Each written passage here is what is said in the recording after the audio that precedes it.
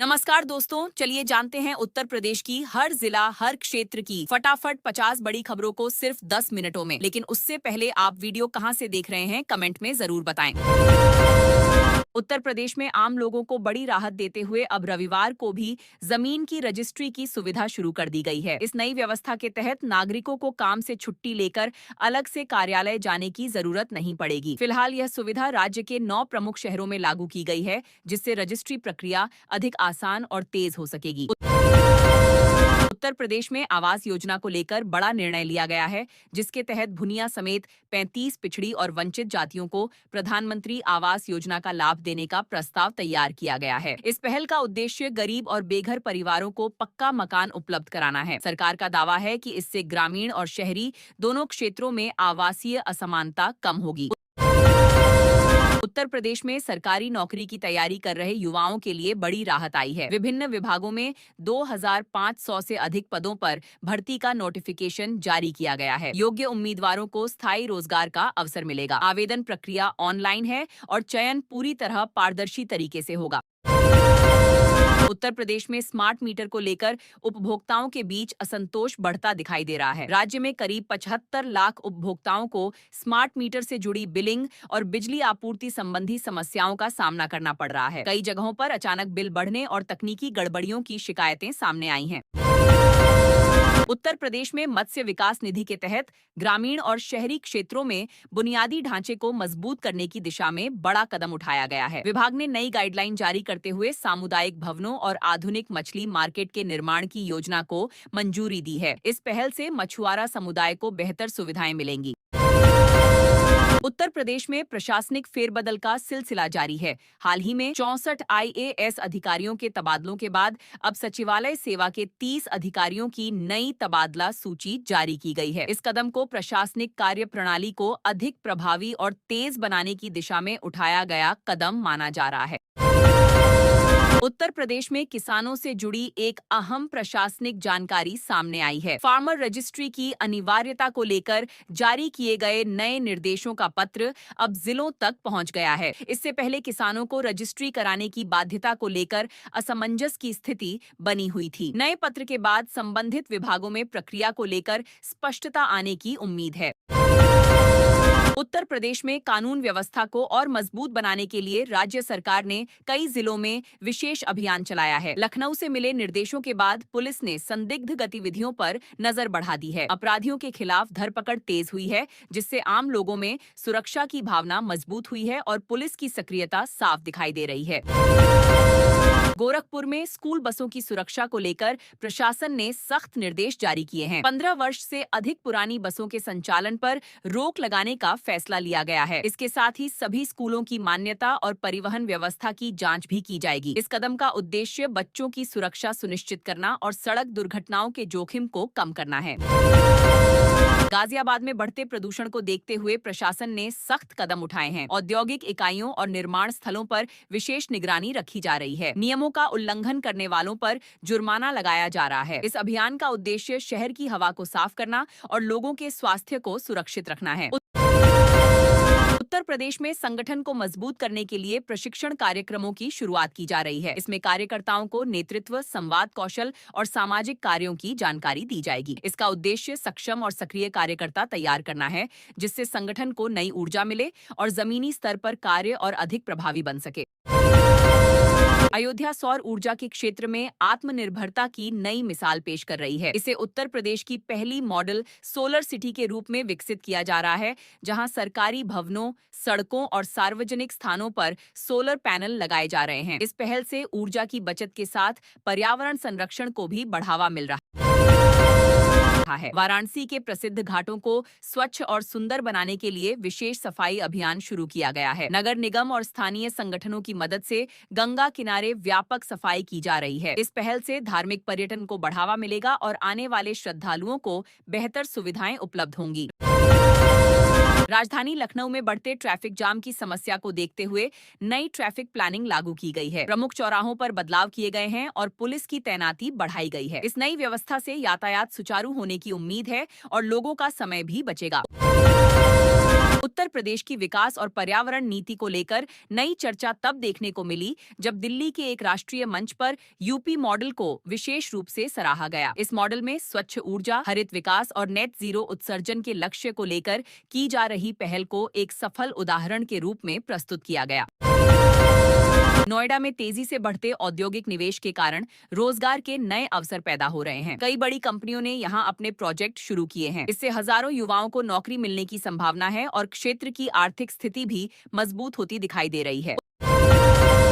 उत्तर प्रदेश में विकास कार्यों को गति देने के लिए विधायक निधि की पहली किस्त जारी कर दी गई है। कुल 1,24,70 करोड़ रुपए की राशि से स्थानीय स्तर पर सड़क, बिजली, पानी, शिक्षा और अन्य बुनियादी सुविधाओं से जुड़े कार्यों को पूरा किया जाएगा। आगरा में पर्यटन को बढ़ावा देने के लिए हेरिटेज वॉक की शुरुआत की गई है।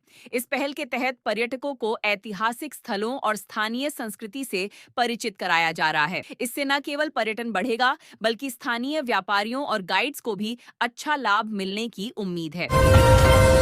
गोरखपुर में रेलवे सुविधाओं के विस्तार का काम तेजी से किया जा रहा है, जिससे यात्रियों को बड़ी राहत मिलने की उम्मीद है। स्टेशन पर आधुनिक सुविधाएं बढ़ाई जा रही हैं और ट्रेनों की आवाजाही को भी बेहतर बनाया जा रहा है। इस पहल से यात्रियों का सफर अधिक सुगम और सुविधाजनक बनने की संभावना है।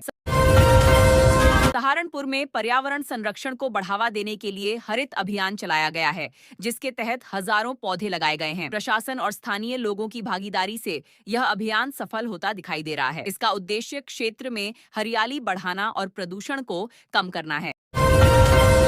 लखनऊ में नई बस सेवा शुरू की गई है, जिससे शहर में परिवहन व्यवस्था को और बेहतर बनाया जा रहा है। इस सेवा से लोगों को सस्ती और सुगम यात्रा का विकल्प मिलेगा। साथ ही ट्रैफिक का दबाव भी कम होने की उम्मीद है, जिससे रोजाना सफर करने वालों को राहत मिलेगी। अयोध्या में रिकॉर्ड तोड़ संख्या में श्रद्धालु पहुंच रहे हैं, जिससे पर्यटन को नई गति मिली है। शहर में व्यवस्थाओं को दुरुस्त करने के लिए प्रशासन लगातार प्रयास कर रहा है। इससे स्थानीय व्यापार और रोजगार के अवसरों में भी बढ़ोतरी देखने को मिल रही है। कानपुर में उद्योगों को बढ़ावा देने के लिए सरकार ने बड़ा पैकेज घोषित किया है। इस फैसले से बंद या धीमी पड़ी इकाइयों को नई ऊर्जा मिलने की उम्मीद है। साथ ही नए निवेश आने से रोजगार के अवसर भी बढ़ेंगे और शहर की आर्थिक स्थिति मजबूत होगी।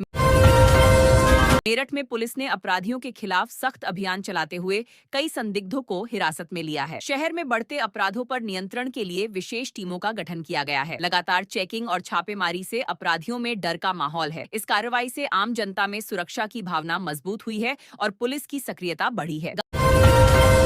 गाजियाबाद में स्मार्ट सिटी प्रोजेक्ट के तहत तेजी से विकास कार्य किए जा रहे हैं, जिससे शहर की पहचान बदलती नजर आ रही है। सड़क, ट्रैफिक सिस्टम, स्वच्छता और डिजिटल सेवाओं में सुधार किया जा रहा है। आधुनिक तकनीक के इस्तेमाल से नागरिक सुविधाएं बेहतर हो रही हैं और शहर को एक विकसित और व्यवस्थित स्वरूप देने की दिशा में लगातार काम चल रहा है।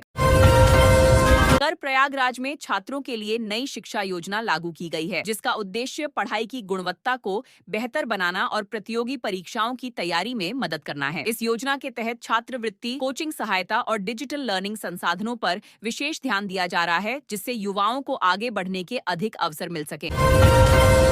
बरेली में महिला सुरक्षा को मजबूत करने के लिए स्पेशल ड्राइव शुरू की गई है। पुलिस ने संवेदनशील इलाकों में गश्त बढ़ा दी है और हेल्पलाइन सेवाओं को सक्रिय किया गया है। इस अभियान का उद्देश्य महिलाओं को सुरक्षित माहौल देना और किसी भी आपात स्थिति में त्वरित मदद सुनिश्चित करना है। झांसी में पानी संकट से निपटने के लिए प्रशासन ने नई पहल शुरू की है। जल संरक्षण, पाइपलाइन सुधार और पानी के बेहतर वितरण पर काम किया जा रहा है। इस प्रयास से आने वाले समय में जल संकट को कम करने और आम लोगों को नियमित पानी आपूर्ति सुनिश्चित करने की योजना है।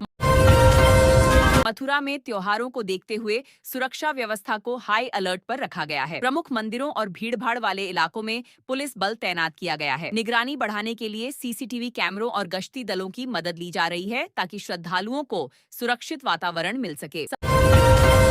सहारनपुर में किसानों को राहत देने के लिए नई फसल योजना लागू की गई है। इस योजना के तहत किसानों को बेहतर बीज, तकनीकी सहायता और समय पर सरकारी सहयोग उपलब्ध कराया जा रहा है। इसका उद्देश्य कृषि उत्पादन बढ़ाना और किसानों की आय में सुधार लाना है, जिससे ग्रामीण अर्थव्यवस्था को मजबूती मिलेगी। अलीगढ़ में शिक्षा के स्तर को सुधारने के लिए प्रशासन ने बड़ी तैयारी शुरू की है। स्कूलों में बुनियादी ढांचे को मजबूत किया जा रहा है और शिक्षकों की गुणवत्ता पर विशेष ध्यान दिया जा रहा है। डिजिटल शिक्षा और आधुनिक संसाधनों के उपयोग से छात्रों को बेहतर सीखने का माहौल देने की कोशिश की जा रही है। आगरा में पर्यटन कारोबार में जबरदस्त उछाल देखने को मिल रहा है। देश विदेश से आने वाले पर्यटकों की संख्या बढ़ने से होटल, गाइड और स्थानीय व्यापार को बड़ा फायदा हो रहा है। ऐतिहासिक स्थलों की बढ़ती लोकप्रियता ने शहर की अर्थव्यवस्था को भी नई गति दी है और रोजगार के अवसरों में बढ़ोतरी हुई है। गोरखपुर में स्वास्थ्य सेवाओं को बेहतर बनाने के लिए बड़ा सुधार किया गया है। अस्पतालों में सुविधाएं बढ़ाई जा रही हैं और नई मेडिकल तकनीकों को शामिल किया जा रहा है। डॉक्टरों और स्टाफ की उपलब्धता में सुधार से मरीजों को बेहतर इलाज मिल रहा है, जिससे क्षेत्रीय स्वास्थ्य व्यवस्था मजबूत होती दिखाई दे रही है। वाराणसी में क्रूज सेवा शुरू होने से पर्यटन को एक नया आयाम मिला है। गंगा नदी पर चलने वाली इस सेवा से देश विदेश के पर्यटक शहर की संस्कृति और घाटों की खूबसूरती को करीब से देख पा रहे हैं। इससे स्थानीय पर्यटन उद्योग को बढ़ावा मिल रहा है और रोजगार के नए अवसर भी पैदा हो रहे हैं। मेरठ में खेल प्रतिभाओं को बड़ा मंच देने की दिशा में नई योजनाएं शुरू की गई हैं। स्थानीय खिलाड़ियों को बेहतर प्रशिक्षण, आधुनिक सुविधाएं और प्रतियोगिताओं में भाग लेने के अवसर दिए जा रहे हैं। इससे युवा खिलाड़ियों का आत्मविश्वास बढ़ रहा है और राज्य स्तर पर नए सितारे उभरने की उम्मीद है। अयोध्या में दीपोत्सव की भव्य तैयारियां जोर शोर से चल रही हैं। इस आयोजन में देश विदेश से लाखों श्रद्धालुओं और पर्यटकों के आने की संभावना है। शहर को आकर्षक रोशनी और सांस्कृतिक कार्यक्रमों से सजाया जा रहा है, जिससे यह आयोजन धार्मिक और सांस्कृतिक पर्यटन का बड़ा केंद्र बनता जा रहा है। कानपुर में गंगा सफाई मिशन को तेजी से आगे बढ़ाया जा रहा है, जिसका असर अब साफ दिखाई देने लगा है। नदी के किनारों की सफाई और प्रदूषण नियंत्रण के लिए लगातार प्रयास किए जा रहे हैं। इस अभियान से गंगा की स्वच्छता में सुधार हो रहा है और लोगों में पर्यावरण के प्रति जागरूकता भी बढ़ रही है। प्रयागराज में संगम किनारे सौंदर्यीकरण का कार्य शुरू कर दिया गया है, जिसके तहत घाटों का नवीनीकरण, प्रकाश व्यवस्था और साफ सफाई पर विशेष ध्यान दिया जा रहा है। इस परियोजना का उद्देश्य धार्मिक पर्यटन को बढ़ावा देना और श्रद्धालुओं को बेहतर अनुभव प्रदान करना है। इससे शहर की छवि और भी आकर्षक बनने की उम्मीद है। बरेली में युवाओं के लिए रोजगार मेला आयोजित किया गया, जिसमें कई कंपनियों ने हिस्सा लिया। इस आयोजन में बड़ी संख्या में युवाओं ने आवेदन किया और इंटरव्यू दिए। सरकार की इस पहल से बेरोजगार युवाओं को नौकरी के अवसर मिल रहे हैं और स्थानीय स्तर पर रोजगार बढ़ाने में मदद मिल रही है। झांसी में पर्यटन को बढ़ावा देने के लिए ऐतिहासिक स्थलों के विकास पर काम तेज कर दिया गया है। किलों, स्मारकों और सांस्कृतिक धरोहरों को संरक्षित और आकर्षक बनाने की कोशिश की जा रही है। इससे पर्यटकों की संख्या बढ़ने की उम्मीद है और स्थानीय अर्थव्यवस्था को भी मजबूती मिलेगी। मथुरा में श्रद्धालुओं की सुविधा के लिए नई व्यवस्थाएं शुरू की गई हैं। भीड़ नियंत्रण, पेयजल, साफ सफाई और यातायात प्रबंधन पर विशेष ध्यान दिया जा रहा है। इन सुविधाओं से आने वाले भक्तों को बेहतर अनुभव मिलेगा और धार्मिक पर्यटन को भी नई गति मिलेगी। अलीगढ़ में उद्योगों को बढ़ावा देने के लिए लगातार नए प्रयास किए जा रहे हैं, जिसके चलते निवेशकों की दिलचस्पी तेजी से बढ़ रही है। औद्योगिक क्षेत्रों में बुनियादी ढांचे को मजबूत किया जा रहा है और व्यापार करने की प्रक्रियाओं को आसान बनाया जा रहा है। इससे स्थानीय रोजगार के अवसर बढ़ने और आर्थिक विकास को नई दिशा मिलने की उम्मीद है। नोएडा में फिल्म सिटी प्रोजेक्ट को नई गति मिली है, जिससे फिल्म और मीडिया इंडस्ट्री के लिए बड़े अवसर बन रहे हैं। इस परियोजना के तहत अत्याधुनिक स्टूडियो, शूटिंग लोकेशन और तकनीकी सुविधाएं विकसित की जा रही हैं। इससे न केवल मनोरंजन उद्योग को बढ़ावा मिलेगा, बल्कि हजारों लोगों को रोजगार भी प्राप्त होगा। राजधानी लखनऊ में स्टार्टअप्स को फंड उपलब्ध कराने की नई पहल से युवाओं में उत्साह देखा जा रहा है। इस योजना के तहत नए उद्यमियों को आर्थिक सहायता और मार्गदर्शन दिया जाएगा, जिससे वे अपने व्यवसाय को आगे बढ़ा सकें। इससे नवाचार को बढ़ावा मिलेगा और रोजगार सृजन में भी मदद मिलेगी।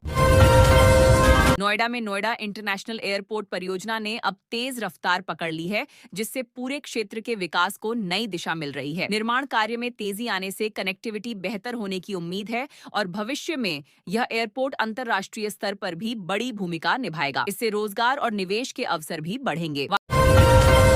वाराणसी में सांस्कृतिक कार्यक्रमों के आयोजन से शहर की रौनक बढ़ गई है। संगीत, नृत्य और पारंपरिक कला से जुड़े कार्यक्रमों में स्थानीय कलाकारों को मंच मिल रहा है। इन आयोजनों से न केवल संस्कृति को बढ़ावा मिल रहा है, बल्कि पर्यटन को भी नई ऊर्जा मिल रही है और शहर की पहचान और मजबूत हो रही है। मेरठ में डिजिटल शिक्षा को बढ़ावा देने के लिए स्कूलों और कॉलेजों में नई तकनीक अपनाई जा रही है। स्मार्ट क्लासरूम और ऑनलाइन लर्निंग प्लेटफॉर्म के जरिए छात्रों को बेहतर शिक्षा दी जा रही है। इस बदलाव से शिक्षा का स्तर सुधार रहा है और छात्रों को आधुनिक तकनीक से जुड़ने का अवसर मिल रहा है।